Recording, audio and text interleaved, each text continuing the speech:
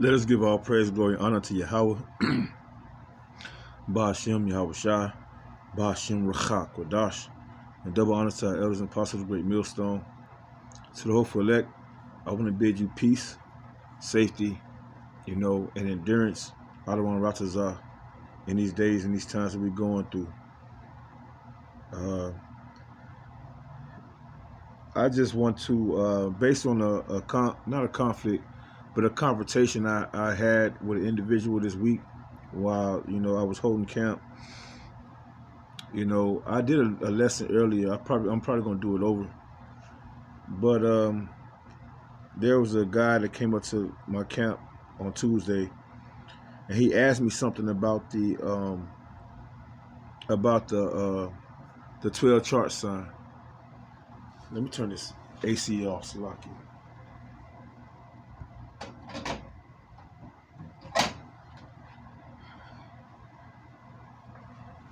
He asked me about the 12 chart sign, and he just didn't. He like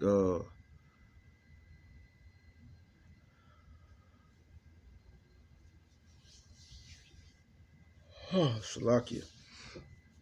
He I was kind of heated, honestly, I was heated. I just didn't like the energy. I didn't like the way things was done. So I kind of like, if you look at my lesson from Tuesday, I think the lesson was called it's a beautiful thing to know who the Lord loves and hate. Love and hate. It's lucky. Like probably like 5 minutes before I closed out, he popped up on the scene, and he asked me a question about the board. He asked me what was how do I know that these are the people? And it was a lot of confusion because he said that he was an Israelite, right? And he looked like a so-called Negro. So it was like, it kind of pissed me off. It was like talking to a female that's trying to fuck with your head. Like, how do you call yourself an Israelite, but you saying that, how do I know that this is the board? Like, I don't know what he was getting at. But anyway, I was just doing some research.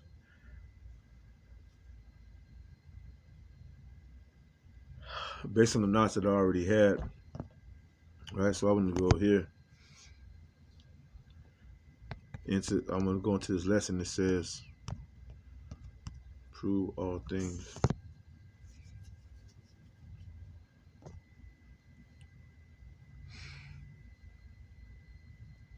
First Thessalonians chapter 5, verse 21. Prove all things, hold fast that which is good. And understanding this knowledge, understanding what Yahweh did for the children of Israel, giving us a way to get back to the Heavenly Father is good, and we have to prove all things. And in my journey of learning the truth, it started in Deuteronomy. Slakia. For me, it started in Deuteronomy, just learning the curses. The first 14 verses was about the blessings that Israel will receive if they hearken to the voice of the Heavenly Father. To Yahweh Bashim Yahushua, Bashim Rachak Wadash. And from 16 to 64, those were the curses. It was like the Lord tripled the curses on the children of Israel, triple, quadruple the curses. But it's, when you look at it, what the Lord was showing us is, if we did listen, if we did keep the covenant, if we did keep our part of the covenant,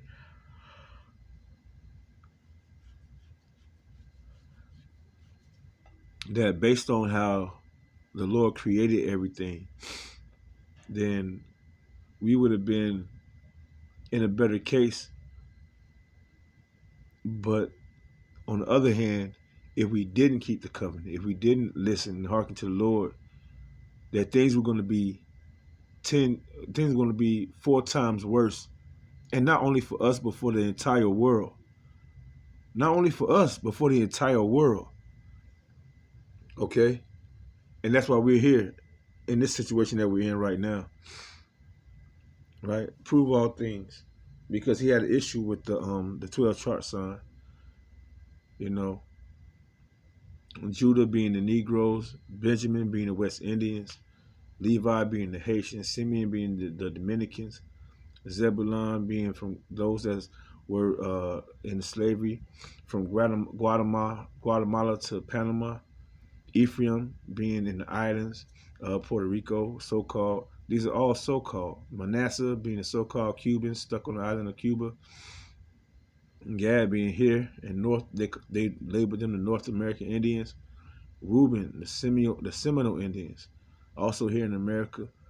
You know, Naphtali, and from Argentina to Chile. Asher from Colombia to Uruguay, and Issachar, you know, in Mexico, the so-called Mexicans. You know, these are lands that our people have been, you know, dispersed to. And it goes back to Genesis chapter 49, which gives a detail on, you know, our forefather Jacob, letting us know what's going to befall us in the end days. Okay, and then it tells us in Ezekiel 37, which I was trying to get the guy to read for himself, right? Trying to get him to read for himself since he came up with the question. But, you know, it was a lot of confusion that he was coming in, man. You know, he's asking about the chart and then he tell me that he's an actual Israelite. You know, it's just some bullshit. But I want to go here to proving all things.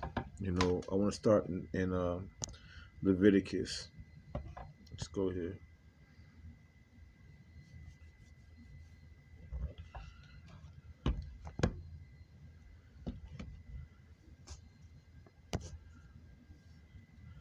Leviticus 26. Y'all gotta excuse me for constantly yawning because I had a long day, man. A long day, man. And I want to go here first. Penalties of disobedience, right? Because we were disobedient, right? And like I said before, you know, in Deuteronomy 28, it lets us know the blessings and the curses. But these are the penalties for us being disobedient, right? I'm going to start at verse 14. It says, "But if ye will not hearken unto me, and will do all these commandments, and if ye shall despise my statutes, or if your soul abhor my judgments," right? You know, you have a disdain for them, right? It's not like you just hate them. It's like, you know, what's that in the second Esdras chapter 9? It says how we loathe, those, not we, Slakia, the 2/3, they loathe the laws of Yahweh Shemel Shah. It's like, dang, man. Like they make it seem like, you know, keeping the laws of Yahweh Shemel Shah is grievous. You know, in these days and time, if we had the ability and the power to actually keep all the laws, statutes, and commandments, you know, it would be, you know, sort of kind of, I don't know. It would probably be adventurous. You know, if you're an adventurous person, you know, you get an opportunity. If they granted us an opportunity to keep the law, statutes, and commandments, right? If they knew that you so-called Negroes, Latinos, Native American Indians, West Indians, and Haitians had to be in Jerusalem, you know, once a year, you know, and they gave us, hey, y'all got to go to Jerusalem this year, and, you know, we're going to give y'all, you know, a way to get there. You know, we'll pay for y'all to get there, or just y'all ain't got to pay for nothing. Y'all own everything, so we just gonna we own everything, so we ain't got to pay nothing. We'll just give y'all a free trip to go there and worship your power. And that's why these devils. That's why this place is going to be destroyed. That's why, because not only do they keep us from knowing who we were, they won't help us. They won't help us. But they send billions of dollars to these fake, phony, false, fraudulent bastards over there in our homeland claiming to be us. And the world is constantly going down, down, down, especially our people. Especially our people. Ignorantly, willingly ignorant, giving trillions and thousands of millions of dollars to these people, not only through taxes, but through voluntary, the tithes and offerings, you know, without having any understanding of who they're giving their money to, or this money to, because it's not even their money. Anyway,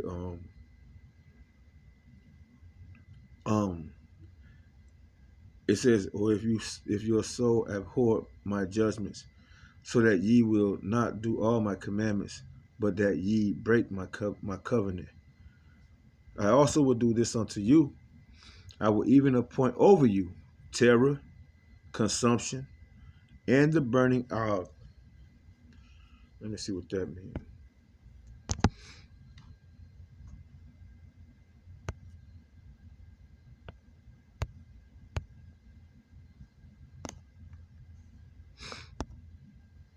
Strong's H 6920. Kadachath. Kadachath. Okay. Inflammation. Okay, that goes back. It's a disease. Okay, it goes to back to Deuteronomy 28, right?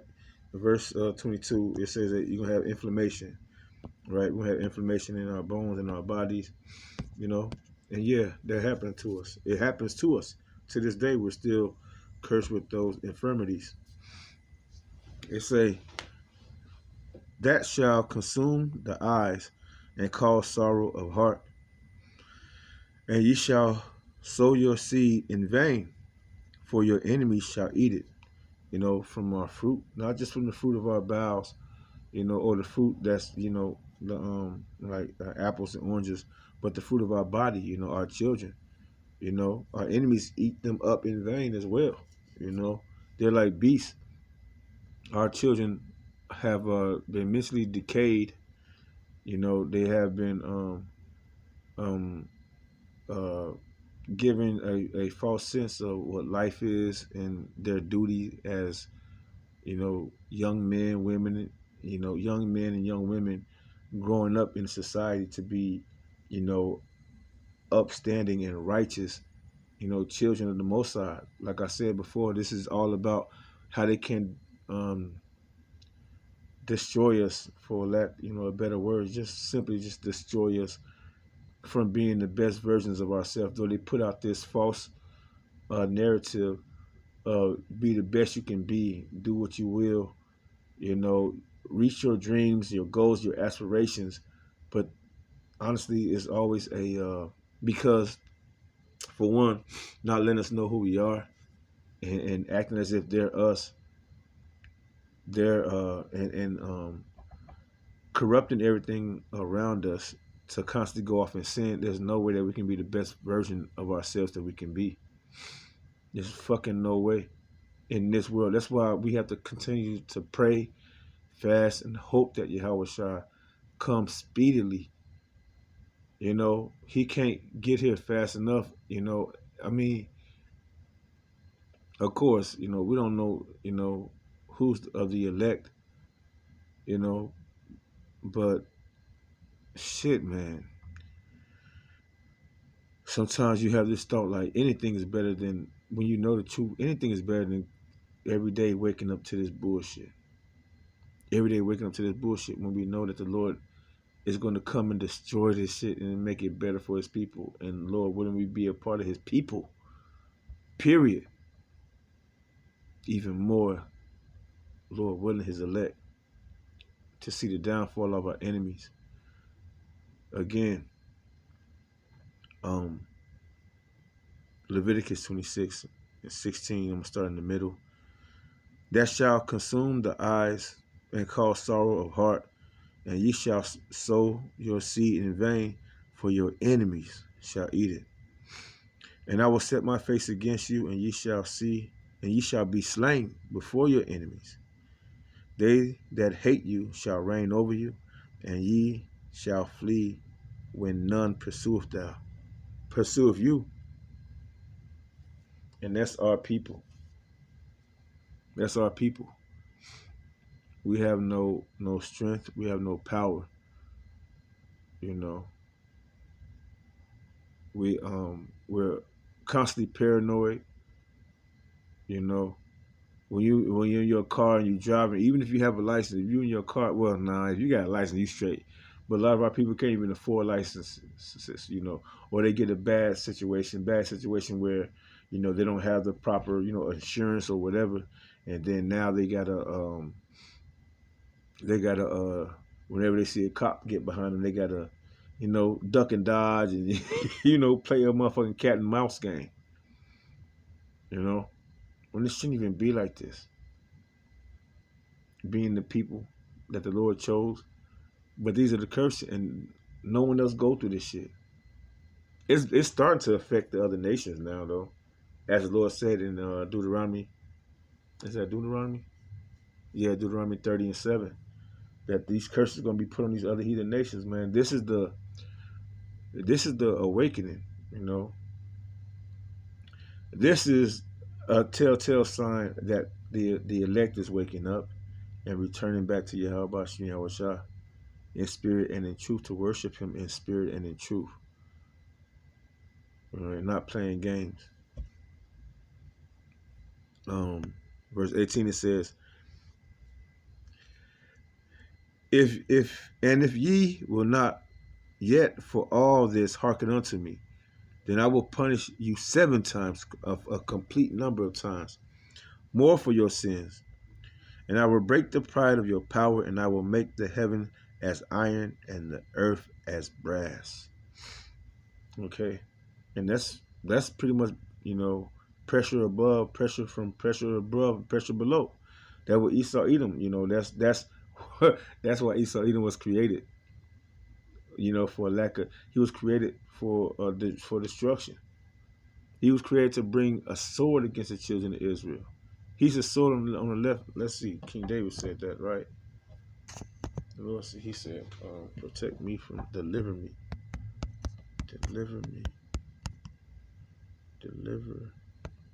me from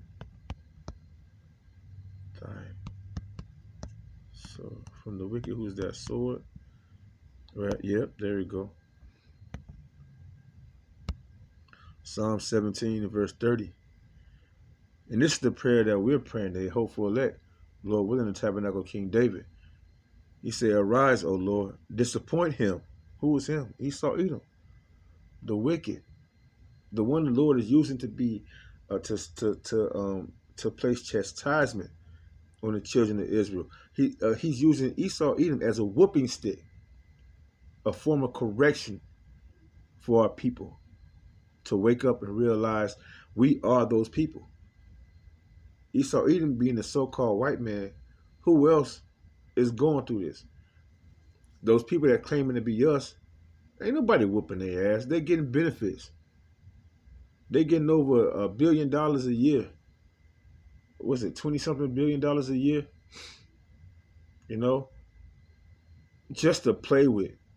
That's why they come up with all these bullshit schemes. They come up with TikTok and all this shit and got all you niggas and you spics and you whatever, you know, acting like fools for a little fame, for a little recognition, for a little love.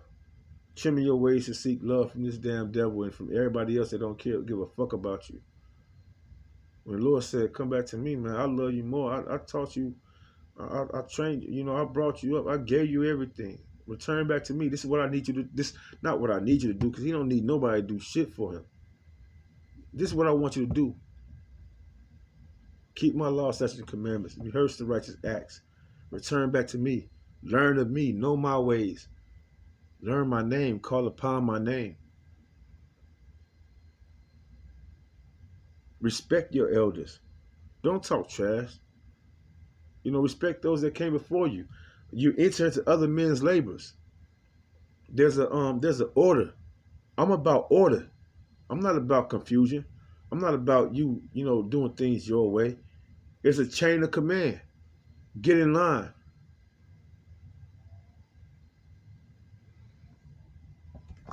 But this damn devil has turned everything upside down. Esau, Edom. Psalm 17 and 13 again. Arise, O Lord. Disappoint him. Cast him down. Deliver my soul from the wicked, which is thy sword. Yeah. The Lord using this devil to put us in a sense of reality as far as how we're supposed to be acting. What's really supposed to be our what's really supposed to be our humility. Because learning the ways of the heathen, we become prideful. And the majority of us are still, the 2/3 of us are still in that, in that mindset today. And it start with being doubtful. It start with we're having a sense of not trusting the Lord.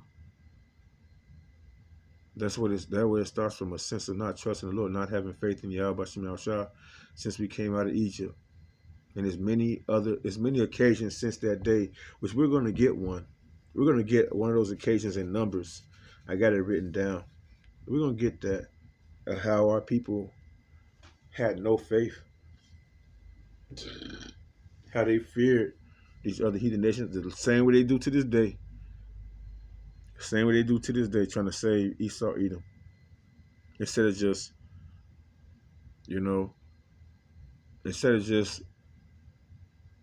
understanding and cleaving to what the Lord is saying. Because the Lord ain't leaving no stone unturned. The Lord is saying either you spiritually understand where I'm coming from, or you're just spiritually discerned and you're carnally invested. You're spiritually discerned and you're carnally invested in this world. And I hate this world. This is not the world that I created for my people first and foremost, and for the inhabitants of it. This is the world that was created because of your disobedience, and because I knew how to create this damn devil to see, for you to get a bigger scope of the picture of how it would be like if you didn't, that wisdom or that understanding that if you didn't keep my law, statutes, and commandments, this is how it would be. And now everything is, if the Lord don't shorten the time, there'll be no flesh, no humans, or what so-called humans, or what they call humans, no fish, no animals, nothing biological would be alive here. It would be all technological bullshit. This fucker is creating a digital NWO ran by artificial intelligence. That's his way. That's Esau. That's this devil's way of playing God. While he sit somewhere and behind a computer board, like this dude is so damn dumb. He's created this technology, to where it's gonna destroy him if the Lord don't step in.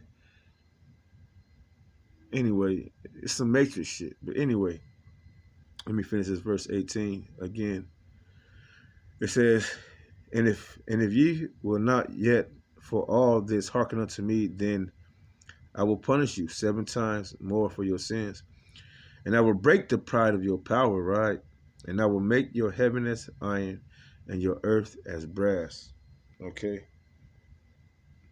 With that, I want to go to get a understanding of the way, the way the Lord created everything for us, man. The love that He gave us. I want to go here, and this is all based on this guy stepping up and asking me, how is the the 12 chart sign, how do I look at it as it's true? We're going to get into it. Numbers 13. I'm going to start at verse 1. Spies viewed the land, right? After coming out of Egypt, okay?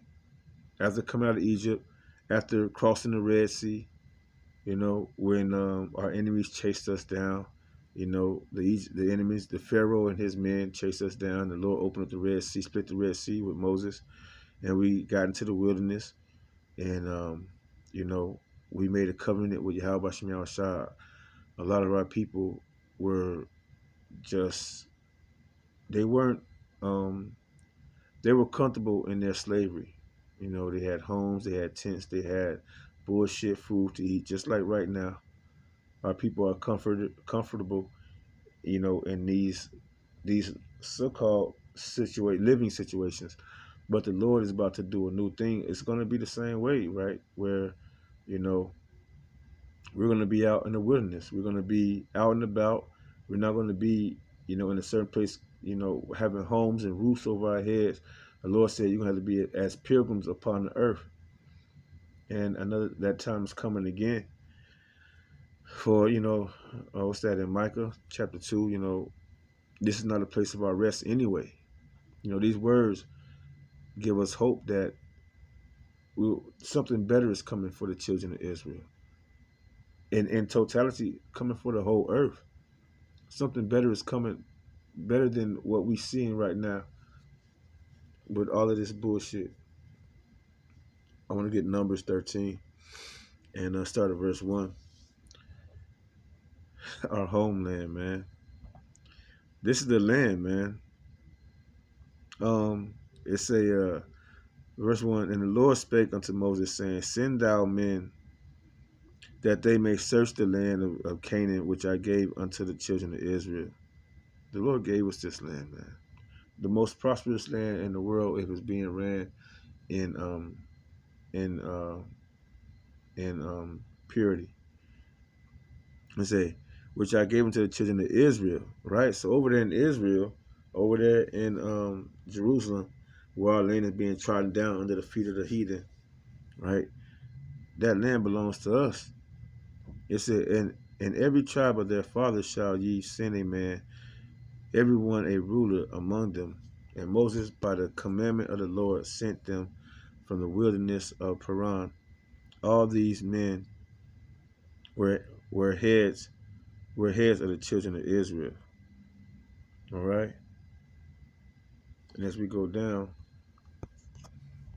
I'm gonna jump down to verse. These are just the men that were spying out the land. All right.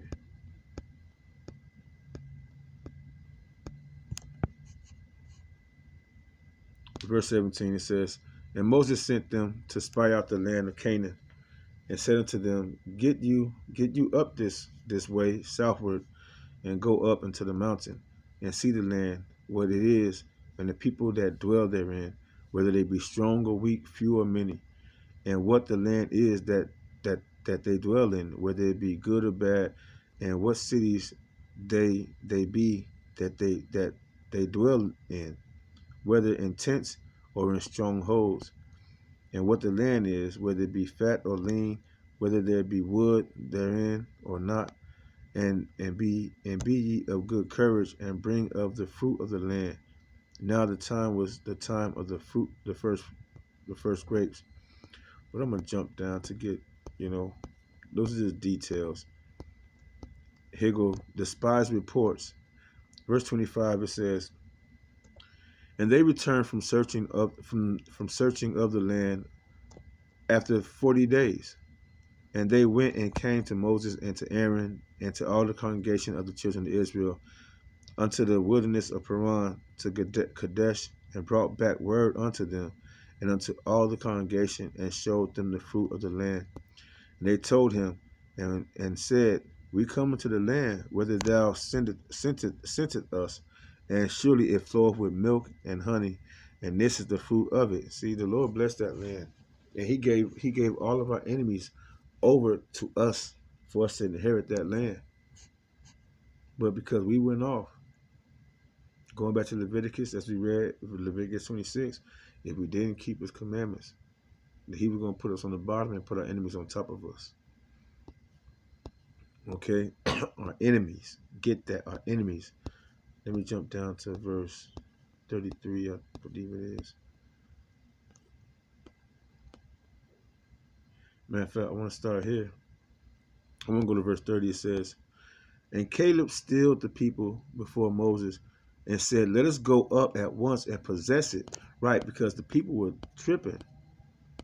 Let's go here. Verse 27.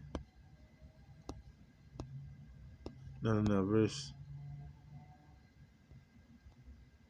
28. The people started tripping. Verse 28 says, nevertheless, the people be strong that dwell in the land, and the cities are walled and very great.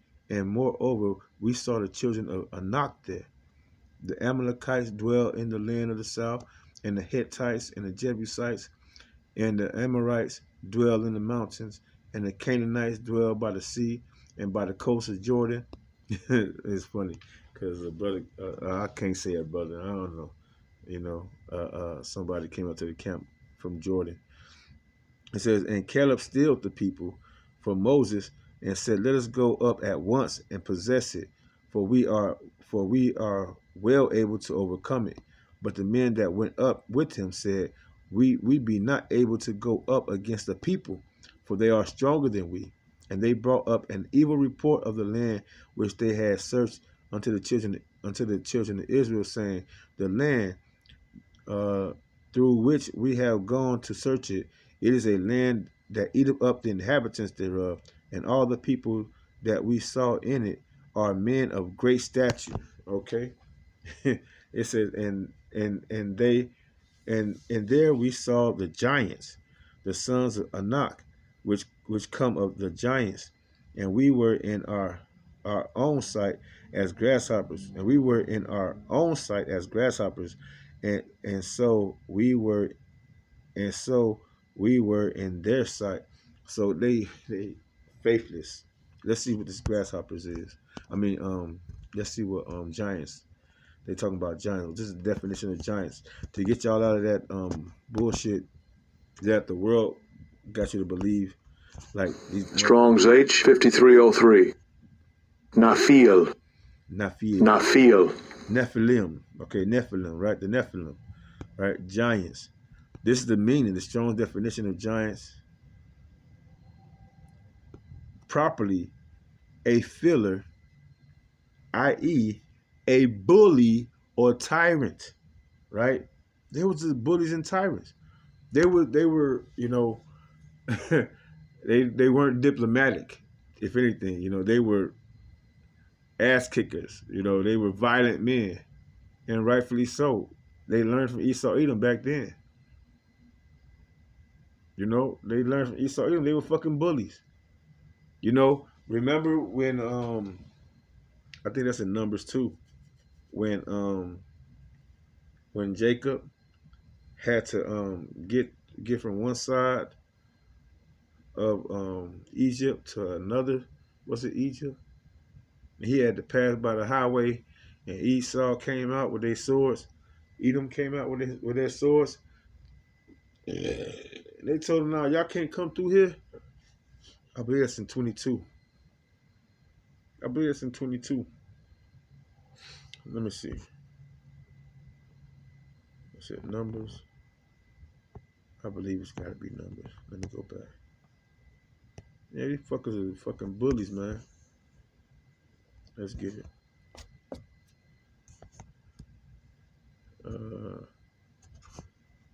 Numbers. I'm gonna say Numbers 21.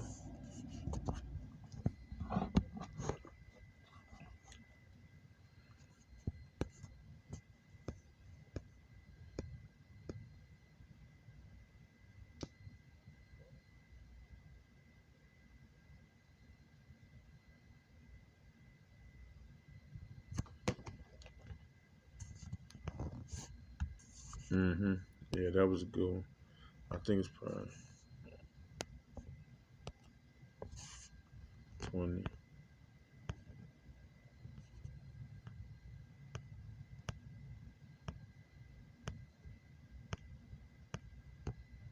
Right? Here we go. Numbers 20, verse 14. And Moses sent messengers to Kadesh unto the king of Edom.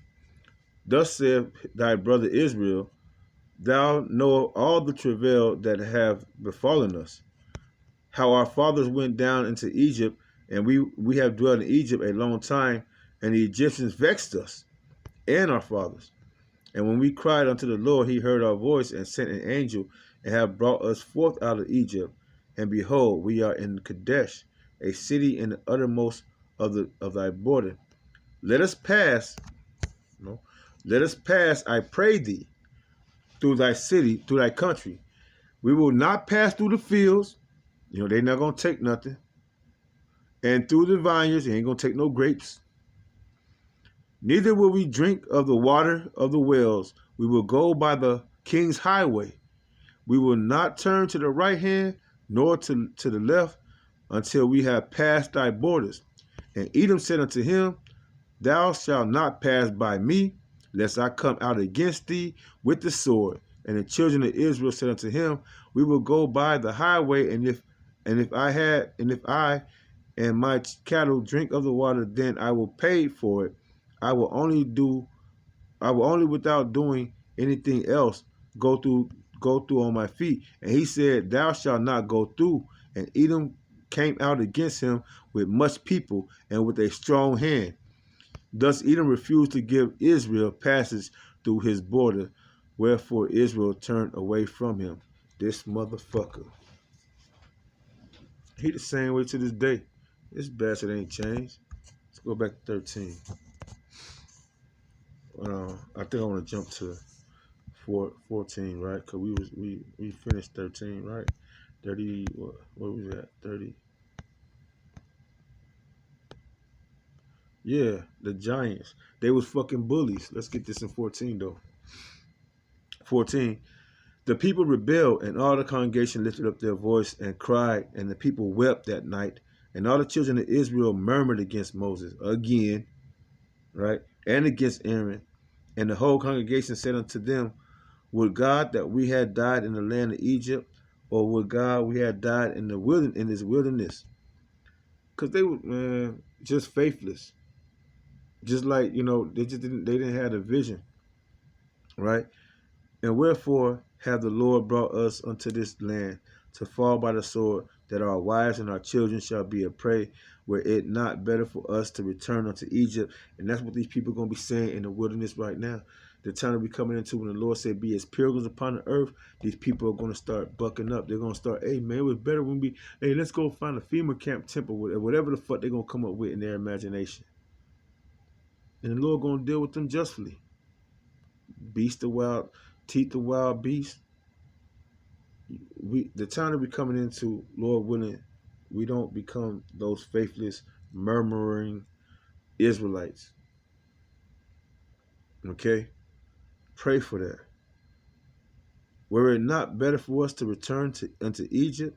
And they said one to another, Let us make a captain, and let us return unto Egypt.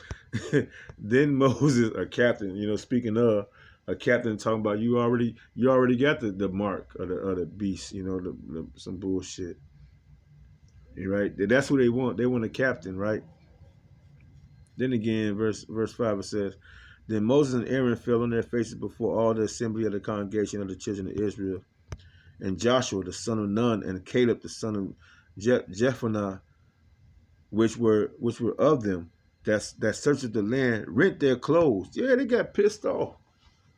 They got pissed off, man. They were mourning. That's a form of mourning. Like these faithless bastards, right? They rent their clothes. And they spake unto all the company of the children of Israel, saying, The land which we passed through to search, it is exceeding good. It is an exceeding good land. If the Lord delight in us, then he will bring us into this land and give it us, a land which floweth with milk and honey. Only rebel not ye against the Lord. Right. The people are about to be tested again through this fire. And 2/3 is not going to have it. 2/3 not going to have the oil. 2/3 not going to have the salt. They're not going to be preserved. 2/3 is going to be faithless.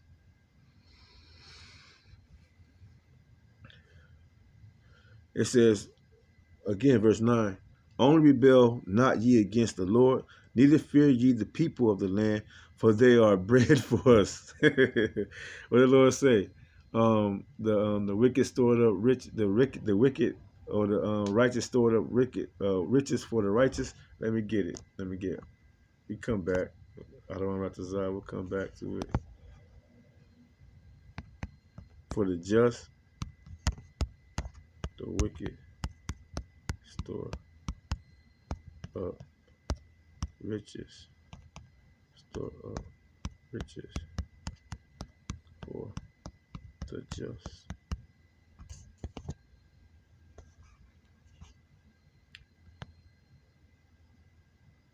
The sinner, that's what it is, yeah.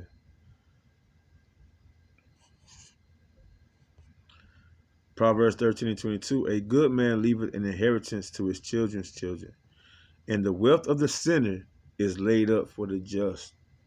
Right. The wealth of the sinner is laid up for the just. Again, only rebel not ye against the Lord, neither fear ye the people of the land, for they are bread for us. Their defense is departed from them, and the Lord is with us. Fear them not.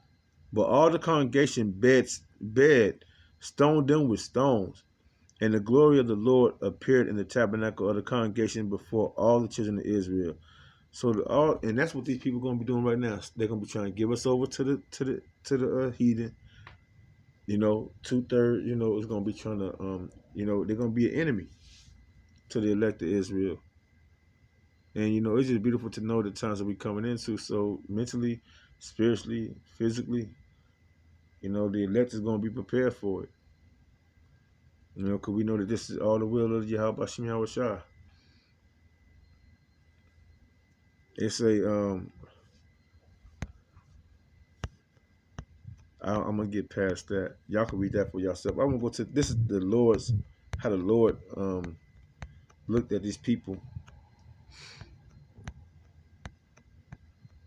Oh yes, the Lord pardons and rebukes. Let's get to this. Verse 20, it says, and the Lord said, I have pardoned according to thy word, but as truly as I live, all the earth shall be filled with the glory of the Lord.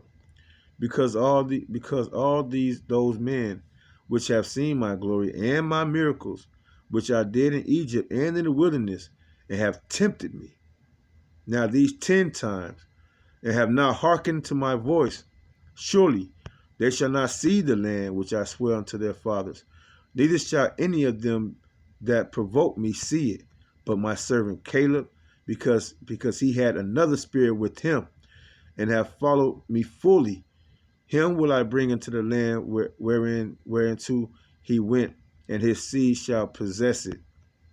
Okay? So you're going to have the spirit of Caleb, through the spirit and power of Yahweh Shemashah. That spirit, you don't want to be murmuring. The times that we coming into, which a lot of our people are going to be like that, man. Just unfaithful, unwilling to just trust the Lord. And however it looks, whatever it looked like, you're going to have that spirit. You're going to have the spirit of Job on you.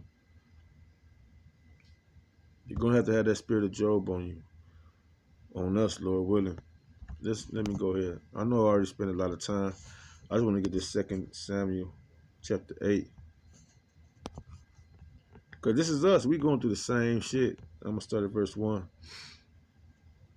After all that, right, we got the land. We got the land, And David was put over it. Y'all know the story about the Goliath. And, what happened to the Philistines. And this is just a little marker right here, 2 Samuel chapter 8, verse 1, it says, and after this it came to pass that David smote the Philistines and subdued them. And David took Methgama out of the hands of the Philistines. And he smote Moab, the so-called Chinese, and he measured them with a line, casting them down to the ground, even with 2 lines, measured he to put to death, and with one full line he kept alive, and so the Moabites became David's servants and brought gifts. Okay, so in other words, 1/3 out of 3/3, 1/3 of Moab, the Lord King David had kept alive, but the 2/3 died. The 2/3 got put to death. David smote also Hadadezer, the son of Rahab, king of Zobah, as he went to recover his border at the river Euphrates. Okay, and David took from him 1,000 chariots, 7,000 horsemen, and 20,000 footmen. And David hauled all the chariot horses, but reserved them for 100 chariots. And you just go down. This is the account of David, a man after the Lord's own heart. And the tabernacle of King David is being built up again. Verse 14. Verse 13. And David got him a name when he returned from smiting of the Syrians in the valley of Salt, being 18,000 men. And he put garrisons in Edom, throughout all Edom put he garrisons, and all they of Edom became David's servants. And the Lord preserved David whithersoever he went. Okay? The Lord had mercy on King David. The sure mercies of King David. And the Lord is bringing that back again. There's nothing new under the sun. The tabernacle of King David, the Lord is rising up right now before the whole world's eyes. And that's why this devil, that's why he's about to speed up the process. He's about to come down with great wrath, knowing he got a short time left. All right, let's go here. I want to go to Ecclesiasticus. I think I got that book too, right? Let's go ahead to the King James Version of the Apocrypha. Beautiful. I want to go to 47, I believe it is. Ecclesiasticus 47. Ecclesiasticus chapter 47.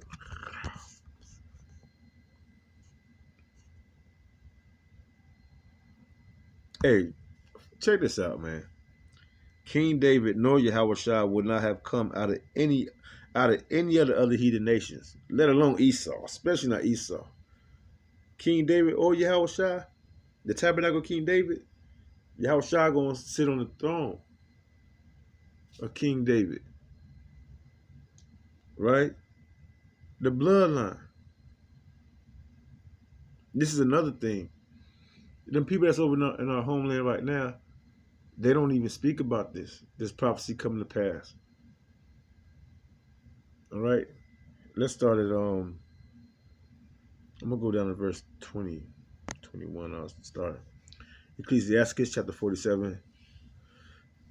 Perfect.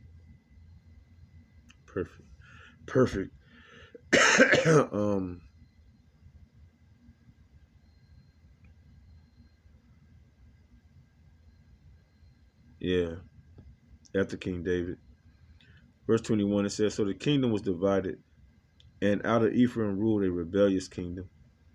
But the Lord will never leave off his mercy, neither shall any of his works perish, neither will he abolish the posterity of his elect, and the seed of him that loveth him he will not take away. Wherefore he gave a remnant unto Jacob, and out of them a root unto David. We got to get that. Isaiah, I believe it is. The root of Jesse. I'll go there. Root of Jesse. Isaiah.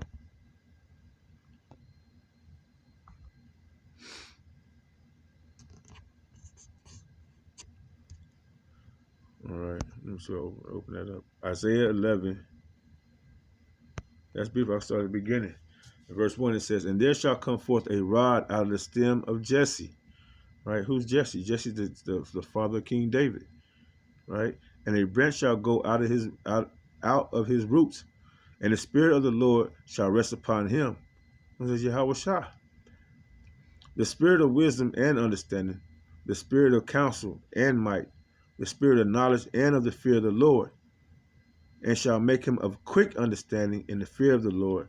And he shall not judge after the sight of his eyes, neither reprove after the hearing of his ears. But with righteousness shall he judge the poor, and reprove with equity for the meek of the earth. And he shall smite the earth with the rod of his mouth, and with the breath of his lips shall he slay the wicked. And the righteous shall be the girdle of his loins, and faithfulness the girdle of his reins. I'm gonna jump down. Where was I? Here it is. Jump down to verse 10. It says, and in that day there shall be a root of Jesse, right? Going back to King David, which goes back to Yahweh Shah, which shall stand for an ensign of the people. To it shall the Gentiles seek, and his rest shall be glorious. And it shall come to pass in that day that the Lord shall set his hand again the second time to recover the remnant of Israel, the remnant of his people, which shall be left from Assyria, and from Egypt, and from Panthros, and from Cush, and from Elam, and from Shinar, and from Hamath, and from the islands of the sea. And he shall set an ensign for the nations, and shall assemble the outcasts of Israel, and gather together the dispersed of Judah from the four corners of the earth. So from everywhere around the world, everywhere that we have been scattered, the Lord is going to send his people back to our homeland. He's going to do the gathering. That's Yahweh Shah. Another.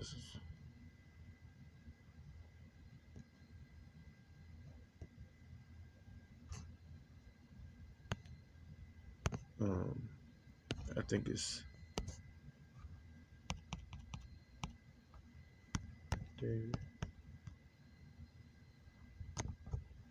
David's throne.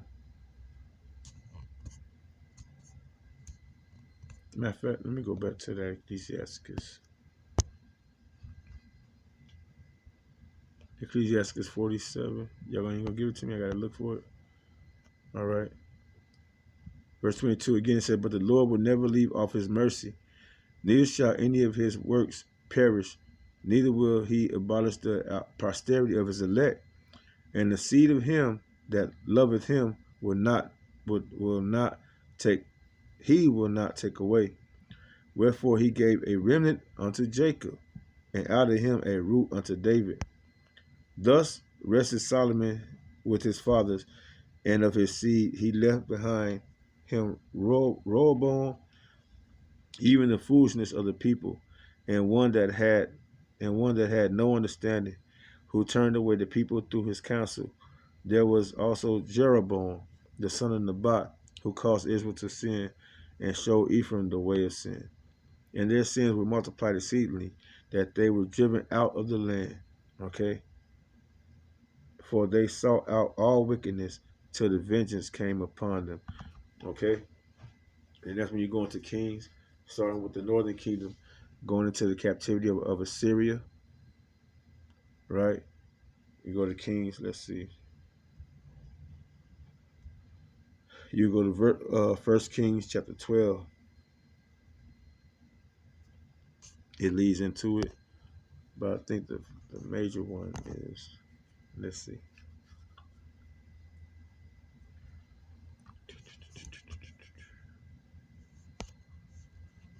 First Kings. Oh, 14. Is it 14 or 17?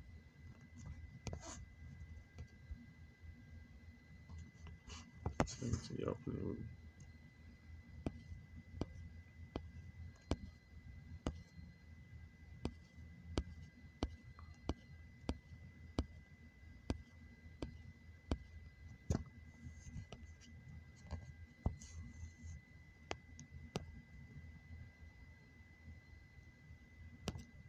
Nebat.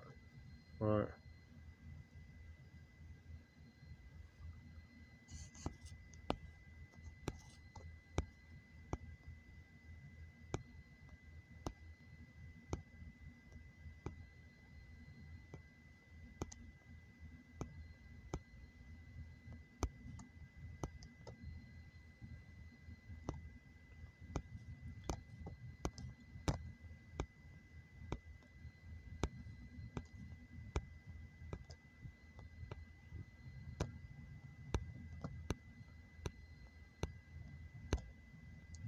Let's go to 16.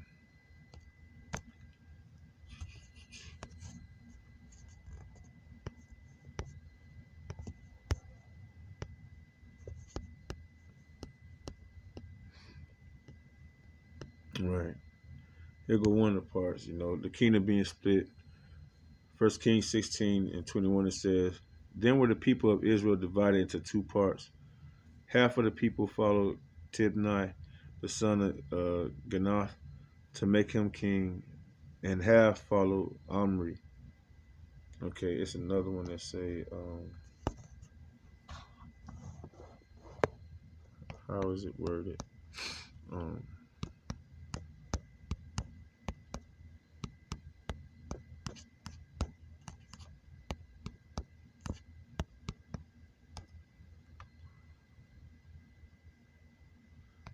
That's not the one I wanted. Let me see, First Kings.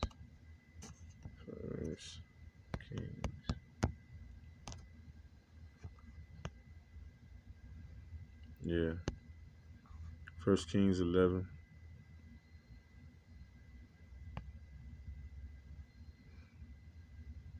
Yeah. He said to Jeroboam, Take thee 10 pieces, for thus says the Lord, the power of Israel. Behold, I will rent the kingdom out of the hand of Solomon, and will give 10 tribes to thee, right, to Jeroboam, and the other two, Benjamin and Judah, which also encompassed Levi, right, made up the southern kingdom of Israel under Rehoboam. Okay.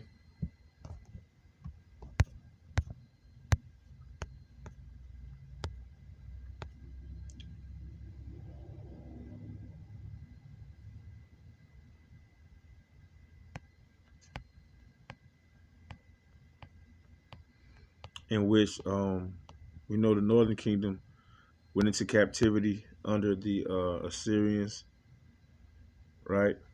And then they going back to what was that I was looking at in Second Ezra chapter 13. Second Ezra chapter 13, 40. It tells us how those are the 10 tribes. Those are the 10 tribes which were carried away prisoners out of their own land in the time of Hosea, the king, whom Salmanasar, the king of Assyria, led away captive, and he carried them over the waters. And so came they into another land, which is here on the western part of the world, America. But they took this counsel among themselves that they would leave the multitude of the heathen. Leave the multitude of the heathen and go forth into a further country where the never mankind dwelleth. That's here in America. That's what I meant, Salakia. That's here over here where we at right now, in the western hemisphere of the world. That they might there keep their statutes which they never kept in their own land, and they enter into the Euphrates by the narrow places of the river. For the Most High then showed signs for them, and held still the flood till they were passed over. For through that country there was a great way to go, namely of a year and a half, and the same region is called Azareth. All right. Then dwelt they there until the latter time, and now when they shall begin to come. Okay, the latter time is when was that? The latter time happened after we go through Daniel chapter 7. Daniel chapter 7. Right? Because while our people, the northern kingdom was on this side of the world, the southern kingdom was still dealing with, what was going on in Jerusalem. Going into captivity after captivity after captivity.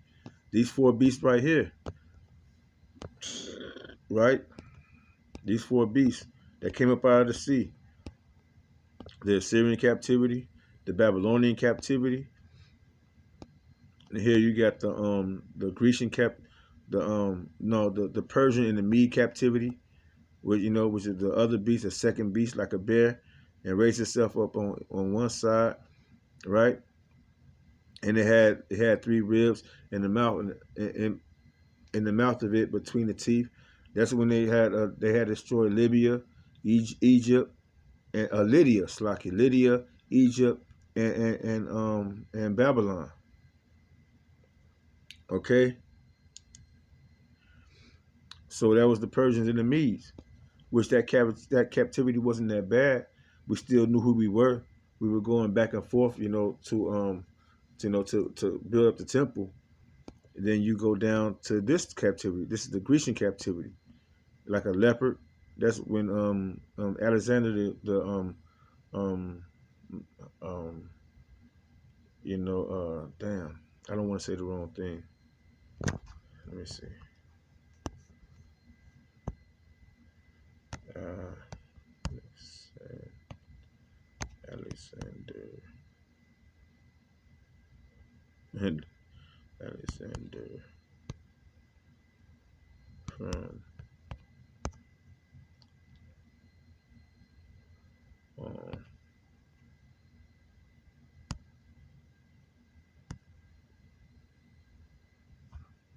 it wasn't Mesopotamia. It wasn't Mesopotamia, but he conquered Mesopotamia. Where was his father from?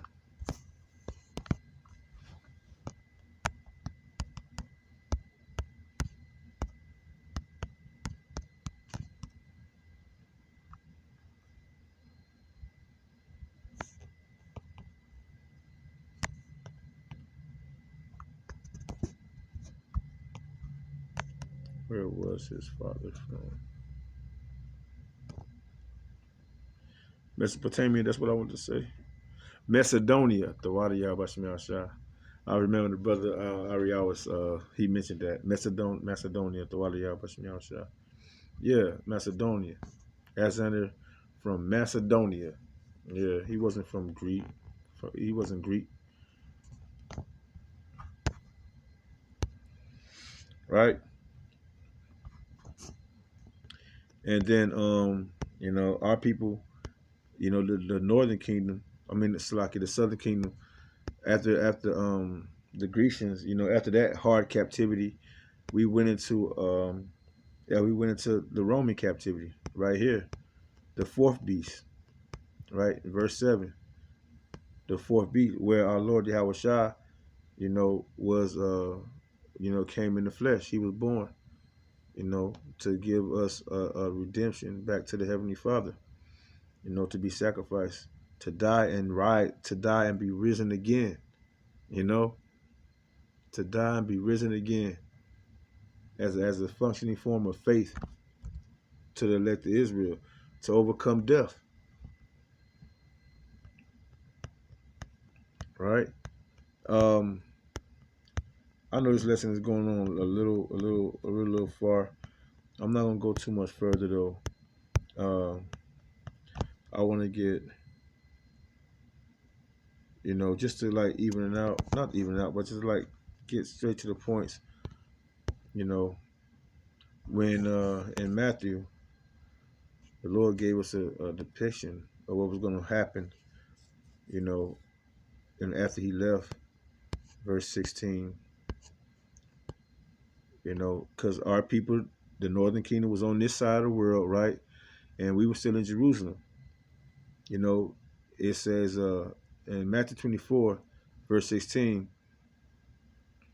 matter of fact, I'll start at verse 15. It says, when ye therefore shall see the abomination of desolation spoken of by Daniel the prophet stand in the holy place, whoso readeth, let him understand. All right. And that happened. That already happened to our temple. Our temple was destroyed. Verse 16, it says, and let them which be in the Judea flee into the mountains. Let him which is on the housetop come not down and take anything out of his house. And that's this during the time of 70 AD, right? When our people he said, flee into the mountains. That was going into the surrounding areas, and Africa being one of them, where the majority of our people ended up on the west coast of Africa, being shipped over here or shipped all around the world. Then you had the northern and the eastern parts of Asia. A lot of our people went over the mountains into those lands, you know, which they were rounded up, and then that's when the diaspora happened, you know, where we just read in Second Ezra chapter 13, what's that, verse 41, verse 42, where it said, or 43, they're gonna be there to the latter days, right? Which when Christopher Cologne had went over there to came over here came over here to this side of the world, you know, him and the explorers start shipping our people, finding who they were, and shipping them over to Spain and Portugal. And who else has that ever happened to? Ever get a precept in Jeremiah? No, I believe it was Isaiah. Everybody know about the slave trade, the Atlantic slave trade. Go ahead, Isaiah 22.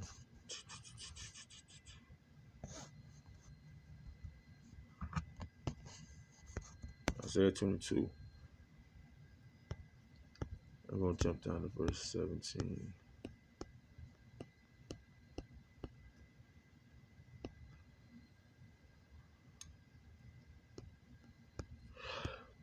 Verse 17 says, Behold, the Lord will carry thee away with a mighty captivity, and will surely cover thee.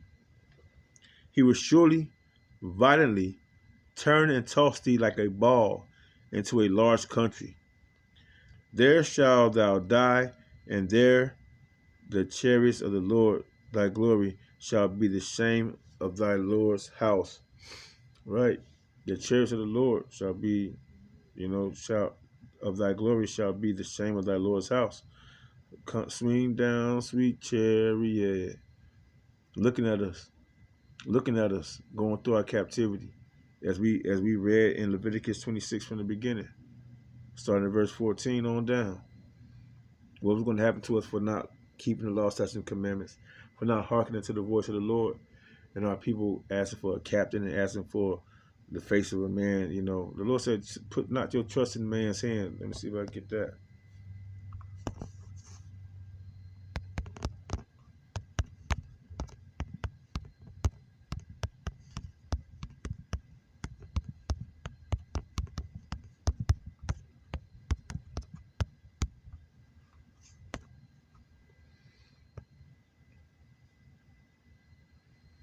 Mm-hmm.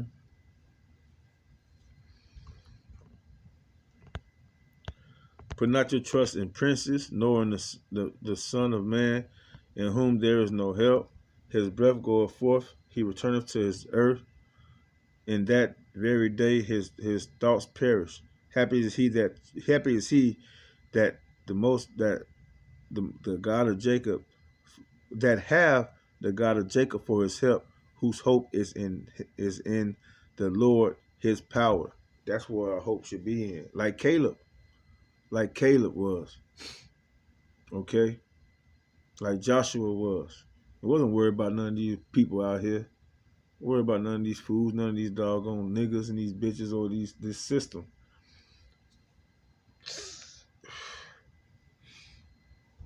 Okay? The Lord said he got good thoughts for us, man. An expected end for the elect.